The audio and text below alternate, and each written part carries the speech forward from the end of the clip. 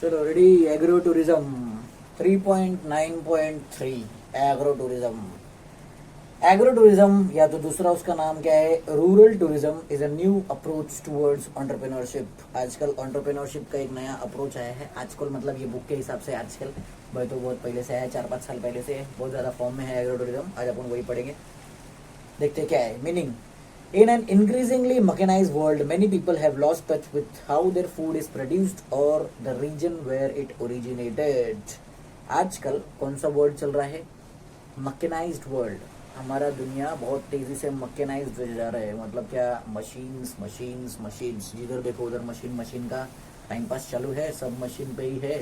तुम लोग वीडियो देख रहे हो किस पे? मशीन पे। मैं वीडियो बना रहा हूँ किस पे? मशीन पे। मैं पीडीएफ देख रहा हूँ किस पे? मशीन पे। सब चीज़ मशीन मशीन हो गया है।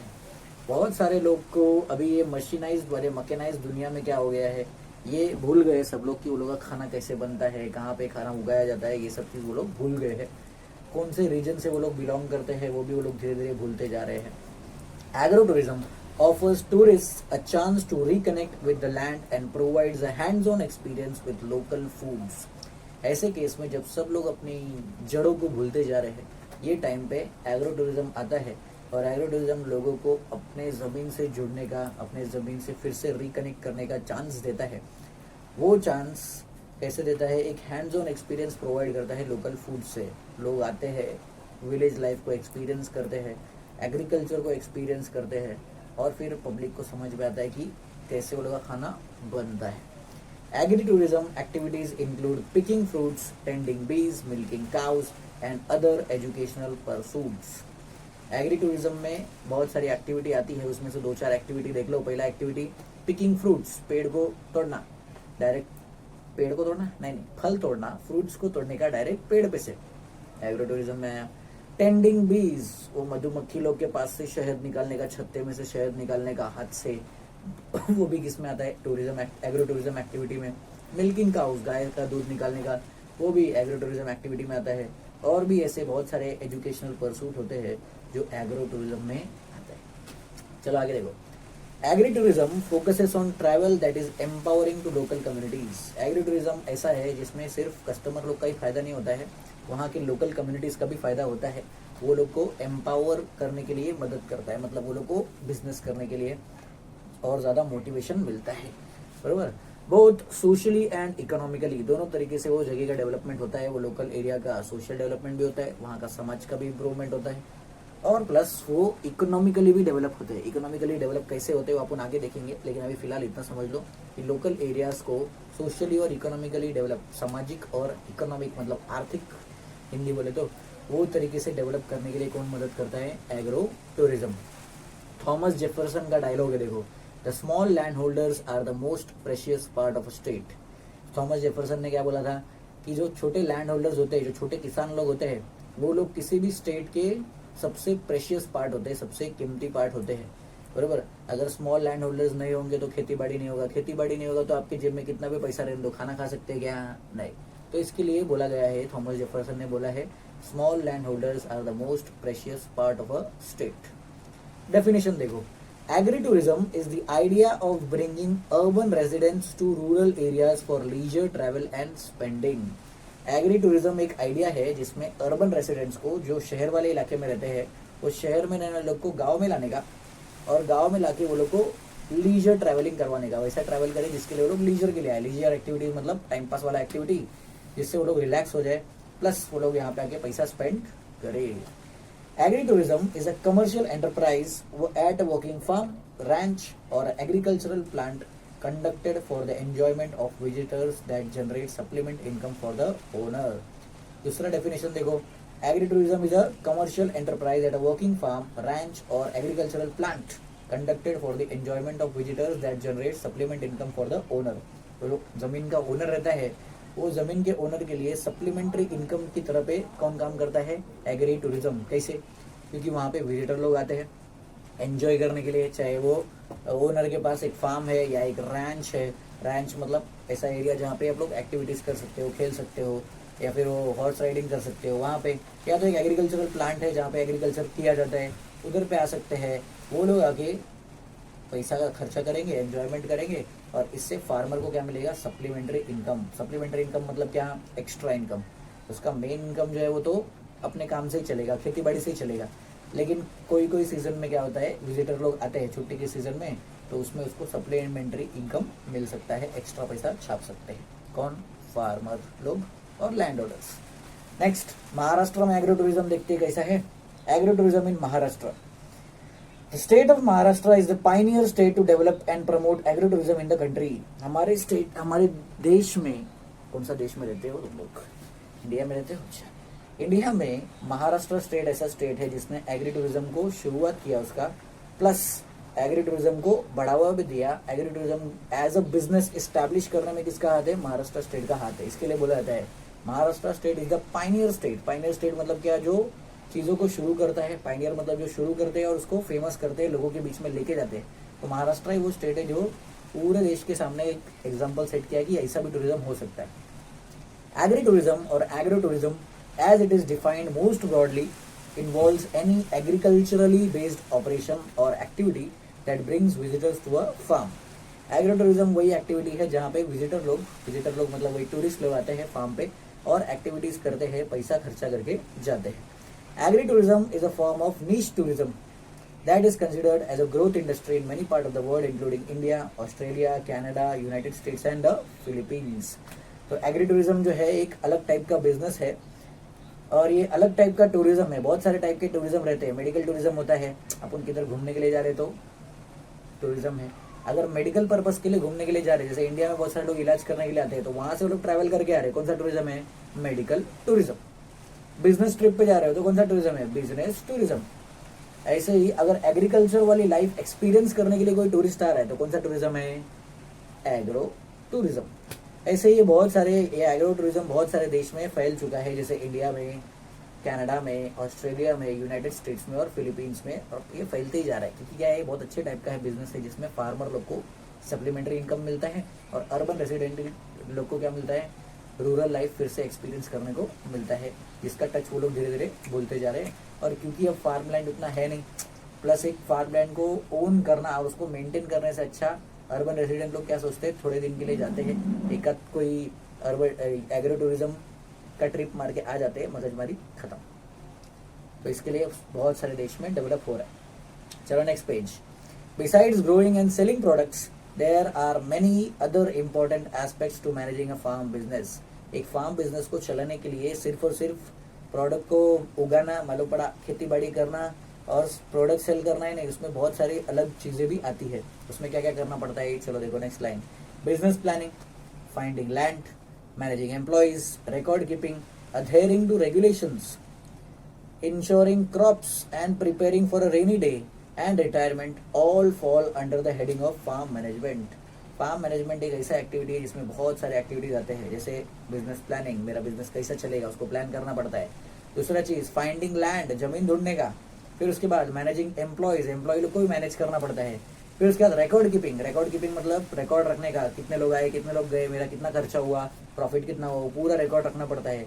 Adhering to regulations, rules and regulation का भी पालन करना पड़ता है। गवर्नमेंट ने क्या बोला है वो सुन के रखना पड़ता है। मालूम पड़ा अपने हिसाब से सब कर लिए, हो गया, फंस गए, जेल चले गए, 2000 रुपये कमाने के चक्कर में 2 लाख रुपए गवर्नमेंट को फाइन भरना पड़ा, ऐसा नहीं। इसके लिए रूल भी फॉलो करना पड़ता है। इंश्योरिंग क्रॉप्स, क्रॉप्स को इंश्योरेंस करके लेना पड़ता है, नहीं तो मालूम पड़ा क्रॉप्स डिस्ट्रॉय हो गया। इधर एग्रो टूरिज्म का बिजनेस कर रहे, सप्लीमेंट्री इनकम तो है लेकिन मेन इनकम तो आना ही बंद हो गया, तो इसके लिए क्रॉप्स को इंश्योर करके रखना पड़ता है। Preparing for a rainy day, अगर गलती से कुछ एक्सेसिव बारिश हो गया, बारिश का मौसम आ गया, तो बारिश के मौसम के टाइम पे अपन क्या करेंगे, वो भी खेती बाड़ी करने वालों को और लैंड ओनर्स को पहले से ही प्लान करके रखना पड़ता है। अगर प्लान करके नहीं रखेंगे तो फंस जाएंगे, तो इसके लिए बहुत जरूरी है। फिर उसके बाद नेक्स्ट पॉइंट अपना कौन सा, एक्टिविटीज इन एग्रो टूरिज्म। कौन सा एक्टिविटी होता है अभी डिटेल में अपन पढ़ेंगे। पहले तो 3-4 एक्टिविटी देखो पढ़ा था, वो बीज को मधुमक्खी के पास से, वो छत्ते में से शहद निकालने का, गाय का दूध निकालने का, वो सब पढ़ा था। लेकिन अभी प्रॉपर ऑर्गेनाइज तरीके से देखो। Agri tourism and nature tourism enterprises might include outdoor recreational activities, educational experiences, entertainment activities, hospitality services, on farm direct sales etc. Agri tourism करने के टाइम पे सब फार्मर लोग को और लैंड ओनर लोग को पहले से जानकारी फिक्स करके रखना पड़ता है कि मेरे आसपास जो भी रिसोर्सेस अवेलेबल है उसके हिसाब से व्हाट कैन आई डू, मेरे हिसाब से मैं क्या काम कर सकता हूँ, कौन सी एक्टिविटी रख सकता हूँ कि कल को उठ के जब सब लोग आएंगे तो बोलेंगे अरे करने के लिए क्या है, वो चीज़ अपने पास पहले से रेडी होना चाहिए। तो क्या क्या कर सकते हैं। Number one, group number one activity का है आउटडोर रेक्रिएशनल एक्टिविटी। कौन सा आता है उसमें देखो, पहला एक्टिविटी है ट्रेकिंग। ट्रेकिंग मतलब क्या, ट्रेकिंग मतलब पहाड़ चढ़ने का और वो ऊबड़ खबड़ रास्ते पे जाने का, वो करा सकते हो अगर आपके आसपास ऐसा लैंड मास है तो। दूसरा फिशिंग करवा सकते हो। तीसरा हंटिंग करवा सकते हो। हंटिंग मतलब शिकार, अभी तो अलाउड नहीं है लेकिन अगर प्राइवेट प्रॉपर्टी बहुत बड़ा है तो उस पर करवा सकते हैं। वाइल्ड लाइफ स्टडी करवा सकते हैं। हॉर्स बैक राइडिंग करवा सकते हैं, घोड़ा दौड़ा तबड़ा तबड़ा वो करवा सकते हो। ये तो पहला ग्रुप आउटडोर रिक्रिएशनल एक्टिविटी। दूसरा ग्रुप कौन सा, एजुकेशनल एक्सपीरियंसेस। क्या क्या करवा सकते हो, राइस प्लांटेशन करवाओ और अपने सब गेस्ट लोग को सिखाओ, एग्रो टूरिज्म। दूसरा कुकिंग एक्सपीरियंस दे सकते हो कि चूल्हे के ऊपर खाना कैसे बनता है, कैसे पकाया जाता है, वो सब भी सिखा सकते हो, वो भी किसमें आता है, एग्री टूरिज्म। फिर नेक्स्ट वाला एक्टिविटी का ग्रुप है एंटरटेनमेंट। कौन सा, एंटरटेनमेंट। एंटरटेनमेंट में क्या करो, और बहुत सारी एक्टिविटीज होती है, जैसे महाराष्ट्र में हुर्दा पार्टी होता है तो वो करवा सकते हैं, वो भी किसमें आता है, एंटरटेनमेंट एक्टिविटीज में। फिर उसके बाद नेक्स्ट आता है हॉस्पिटैलिटी सर्विसेज। एक बात पहले क्लियर बता देता हूँ, हॉस्पिटैलिटी सर्विस और हॉस्पिटल का कोई लेना देना नहीं है, ये फालतू केस अपने पास रखो। अभी देखो हॉस्पिटैलिटी सर्विस मतलब क्या है, पहले हॉस्पिटैलिटी एज अ वर्ड का उसका लिटरल मीनिंग देखते हैं। हॉस्पिटैलिटी का मतलब क्या, मेहमान नवाजी। तो मेहमान नवाजी की सर्विस आप दे सकते हो। फार्म स्टेज, कि आप खेत के ऊपर कैसे रहोगे, तो खेत के ऊपर कॉटेज बना के आप सेफ्टी सिक्योरिटी अच्छे से बनाओ और फिर अपने गेस्ट को रहने के लिए दे सकते हो। कौन सा सर्विस, हॉस्पिटैलिटी सर्विस। दूसरा गाइडेड टूर्स करवा सकते हो। आउटफिटर सर्विसेज करवा सकते हो। आउटफिटर सर्विसेज मेरे को नहीं पता, शायद आउटफिट्स। नेक्स्ट वाला देखो on farm direct sales. On farm direct sales मतलब क्या, कि आप फार्म के ऊपर ही डायरेक्ट सेल्स कर सकते हो। फॉर एग्जांपल वो टमाटर चुन चुन के लेके आ रहे हैं और बोलेंगे मेरा 1 किलो टमाटर हो गया, मेरे को कितना देने का है, तो आप बोलोगे फ्रेशली ऑर्गेनिक बना हुआ टमाटर है, उगा हुआ टमाटर, बना हुआ क्या होता है, उगा हुआ टमाटर है, तो इसको अपन एक काम करते हैं, मेरा ये प्राइस है आप दे दो, इसको बोलते हैं ऑन फार्म डायरेक्ट सेल्स, जगह पे आप सेल्स कर रहे हो, ये भी एक्टिविटी कर सकते हैं। तो 4 ग्रुप है, पहला आउटडोर रिक्रिएशनल एक्टिविटी, दूसरा एजुकेशनल एक्सपीरियंसेस, तीसरा एंटरटेनमेंट सर्विस, फिर उसके बाद हॉस्पिटैलिटी सर्विस और पांचवा ऑन फार्म डायरेक्ट सेल्स। ये 5 टाइप की 5 ग्रुप्स है, सब में अलग अलग एक्टिविटी है, ये अलग अलग टाइप की एक्टिविटी आप करवा सकते हो। नेक्स्ट देखो, next paragraph, happy customers will definitely return. जो कस्टमर लोग खुश रहेंगे वो पक्का लौटेंगे ही, ऐसा नहीं कि आपके फार्म पे वापस नहीं आएंगे। एक बार मैंने एक्सपीरियंस कर लिया, तो ये एक्सपीरियंस बिजनेस ऐसा रहता है कि आदमी एक बार एक्सपीरियंस करता है, भले आपका प्रोडक्ट अगर सर्विस एक बार रहेगा तो आदमी कस्टमर लोग क्या सोचते हैं, एक बार मैंने ये प्रोडक्ट सर्विस एक्सपीरियंस कर लिया, खा पे लिया, यूज कर लिया, कंज्यूम कर लिया, बस हो गया, अभी दोबारा कंज्यूम नहीं करेंगे। गिल्ट आता है अपने अंदर, कंज्यूमर्स के अंदर। लेकिन एक्सपीरियंस वाला बिजनेस बहुत मस्त है, क्योंकि एक्सपीरियंस करने के बाद इंसान को बार बार एक्सपीरियंस करने का मन करता है। जैसे हम लोग अम्यूजमेंट पार्क वगैरह में जाते हैं, वाटर पार्क में गए, वाटर किंगडम में जाके आए, तो उधर जाके अपन बोलते हैं एक बार पानी में नहा लिया, 10 स्लाइड देख लिया, बस हो गया, अभी आप वापस नहीं जाना है। नहीं, वो लोग बोलते, सब लोग क्या बोलते हैं, अभी एक बार गया बहुत मजा आया, अगले साल फिर जाएंगे। हाँ, तो सेम चीज इधर पे भी होता है। अगर आपका एग्रो टूरिज्म का बिजनेस है और आपने ढंग का एक्सपीरियंस वालों को करवा दिया, अगर गलती से आपने बहुत अच्छा एक्सपीरियंस करवा दिया, तो वो लोग पक्का आपके पास वापस आएंगे।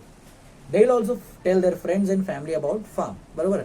और क्या है, वो लोग अपने फ्रेंड्स को भी बताएंगे, फैमिली को भी बताएंगे कि देखो वो फार्म पे मैं गया था, उधर पे मेरे को बहुत अच्छा एक्सपीरियंस हुआ, आप लोग भी जाके आना, तो और एक्स्ट्रा कस्टमर लोग भी मिलेंगे। Farmers can add value to your guest experiences by offering them refreshment. कुछ फार्मर लोग, अगर उनको आप अगर फार्मर हो या लैंड ओनर हो, आपका एग्रो टूरिज्म का बिजनेस है, आप अपने गेस्ट लोग आ रहे हैं जो आपके, वो लोग को आप रिफ्रेशमेंट प्रोवाइड कर रहे हो, मतलब खाने पीने के लिए दे रहे हो, नाश्ता पानी दे रहे हो, तो और ज्यादा खुश होंगे वो लोग।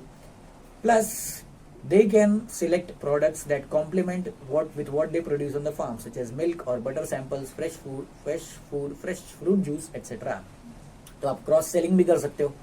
क्या कर सकते हो, क्रॉस सेलिंग मतलब क्या, आप अपने फार्म पे जो चीज उगा रहे हो उससे रिलेटेड और भी प्रोडक्ट्स बना के बेचो, तो और ज्यादा क्या कर सकते हो, आप कस्टमर्स को अट्रैक्ट कर सकते हो, प्लस आप और ज्यादा प्रॉफिट भी छाप सकते हो।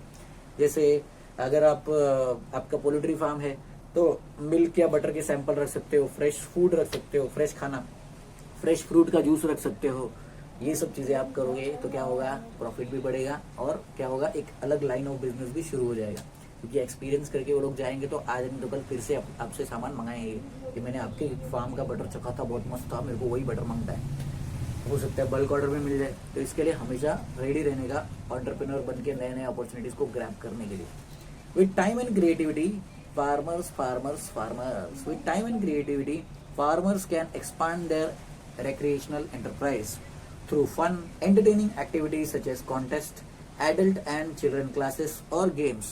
अगर ज़्यादा टाइम देंगे और ज़्यादा क्रिएटिविटी, ज़्यादा नई नई चीज़ें उसमें इंट्रोड्यूस करेंगे तो फार्मर लोग और ज़्यादा पैसा कमा सकते हैं। जैसे वो लोग अच्छे अच्छे एक्टिविटीज़ करवा सकते हैं, कॉन्टेस्ट करवा सकते हैं। कॉन्टेस्ट मतलब वो क्विज टाइप खिलवा सकते हैं। बच्चे लोग के लिए क्लासेस रख सकते हैं, एडल्ट्स के लिए क्लासेस रख सकते हैं। अगर आपको पॉटरी आता है तो पॉट बनाने का क्लासेस रखो, सबको पसंद आता है वो चीज़ करने के लिए। गेम्स रख सकते हो वहाँ पे, आपके पास अगर बड़ा सा एरिया है तो वहाँ पे छोटे मोटे गेम्स रख सकते हो, जिससे वो लोग क्या करेंगे, कनेक्ट भी करेंगे। प्लस इतना बड़ा ग्राउंड अभी जैसे जैसे सब बड़े बड़े शहर में ग्राउंड्स कम होते जा रहे हैं तो वो लोगों को भी एक्सपीरियंस करने को मिलेगी, इतना बड़ा गेम खेलने को मिल रहा है इतने बड़े ग्राउंड पे, तो वो भी रख सकते हो। Children love straw mazes, pumpkin painting and scarecrow making. बच्चे लोग को तो ये छोटा मोटा एक्टिविटी बहुत पसंद है, जो गाँव के लोगों के लिए आम बात है। जैसे स्ट्रॉ मेजेस, स्ट्रॉ के मेजेस बनाना, फिर पंकिन पेंटिंग करना, उसके बाद स्केयर क्रो बनाना, वो जो खड़े रहता है ऐसा भूत बन के खेत में, वो भी बनाना आप सिखा सकते हो। तो ये सब एक्टिविटी से बच्चे लोग खुश होंगे, बच्चे लोग खुश होंगे तो पेरेंट्स खुश होंगे, पेरेंट्स खुश होंगे तो पैसा मिलेगा, अपने आप वो लोग पे करने को रेडी रहेंगे। एडल्ट्स में एंजॉय हिस्टोरिक डिस्प्लेज और क्लासेस ऑन पेंटिंग। बड़े लोग हैं उन लोग के लिए आप क्लासेस कर सकते हो, हिस्टोरिक डिस्प्लेज, आप अपने प्रथा के बारे में बता सकते हो, पूर्वजों के बारे में बता सकते हो, गाँव के बारे में बता सकते हो, और पेंटिंग क्लासेस, पॉटरी क्लासेस, ये बहुत सारे क्लासेस ले सकते हो, बराबर। तो ये है पूरी कहानी किसकी, एग्रो टूरिज्म की। नेक्स्ट पॉइंट अपन पढ़ेंगे इंट्राप्रेन्योर्स नेक्स्ट वीडियो में।